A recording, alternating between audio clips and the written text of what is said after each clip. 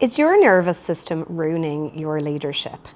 I'm Suzanne Rath, and you're listening to Endures for your daily dose of endurance leadership and life lessons.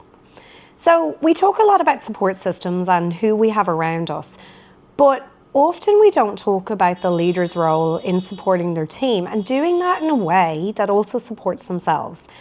And one of the real missing pieces, and something that I aim to do in my work of working on that human performance angle, is regulating the nervous system. So if we show up as leaders, as business owners, constantly stressed, we get this transference of this stress to other people, and it's really not ideal. So things like reactive communication, if we make everything urgent, then nothing becomes a priority, because we need to actually make only the things that are urgent be urgent. But if we run around this constant state of urgency all the time, then it's really hard to see what things are actually leading towards the vision.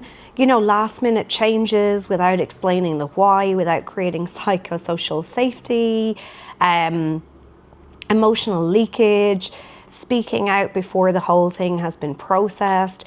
There's such a range of ways that we can unintentionally bring stress to other people.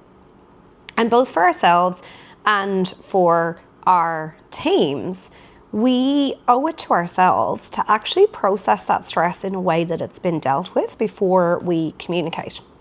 So many people who are dysregulated actually don't have any idea that they're dysregulated. They're either blaming other people, or they're constantly pushing through, or they're thinking that nobody will do the job just the same as they do, or, they think that everything's fine. They think that surviving on just a few hours sleep is fine. They think that just basically white knuckling their way through leadership is fine. And, I've been there where I've done the hustle, the really long hours, the push. Didn't expect anybody to do anything to that same level. But at the same time, being constantly there, constantly rushing to fix everything with this sense of urgency, it really doesn't transfer well to other people. And it does end up outsourcing that emotional load. So if you feel like you're running on empty right now, and maybe there is a bit of that transference of stress, anxiety, whatever the case might be, to others, here's a couple of things you might want to think about. Number one is the 90-second rule. So that tells us that physiologically, if we just wait rather than reacting to the stressor, so we don't need to verbalize every little complaint, every little irritation, the stress response will actually peak and pass if we don't feed it a story. But if we feed it a story of negativity, etc., then that's what we get. The negative thoughts end up in a constant cycle.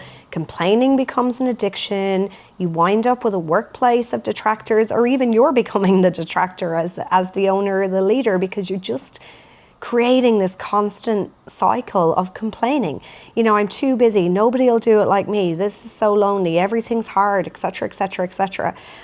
And I'd really encourage you to go back to my podcast episode from Saturday if you want to reframe things and think about, the peaks and the troughs that we all face throughout life, throughout our years, etc., and how we frame those. The second thing is deliberately changing our pace. So I know that I'm somebody who wants to go fast, and I really have to intentionally plan things so that I change my pace depending on the audience, depending on the topic we're discussing, and particularly if I want to get feedback from my team.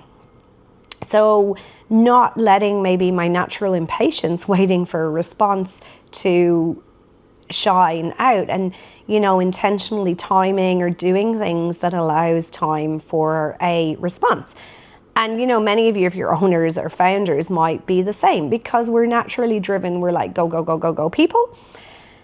And then the final thing is knowing your own triggers and preempting them before you walk into a room. So I really like Brené Brown's thing where she talks about how if we want to sit with somebody to give feedback, we need to actually be sitting with them rather than across from them. So that's 3 quick things that hopefully will regulate your nervous system a little bit better on a Monday and ongoing. Thanks for joining me, and I will see you tomorrow for more from Endurers. Bye.